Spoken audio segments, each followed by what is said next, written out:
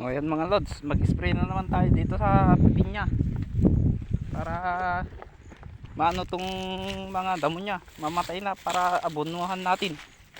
Yan po ang mga pinya, i-sprayan natin. Maluwang po to. Mamaya tuturo namin kung paano magtimpla ng gamot pampatay ng Nandito damo po yung gamot namin. na hindi matatamaan ng Ito po, yung gamot namin na pangpatay sa damo ng pinya.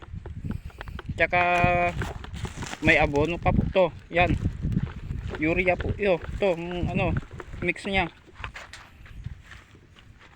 Kapag ka nagtimpla po kami dito hinahalo namin para matunaw po yung ano, yung urea. Kapag ka natunaw na po yung urea pwede na nang lagay sa spray gun natin. Nandiyan po yung spray gun natin. Nandun pa yung isa. Kapag ka ganyan mabula na po yan ano, nagunaw na po yung fertilizer nya.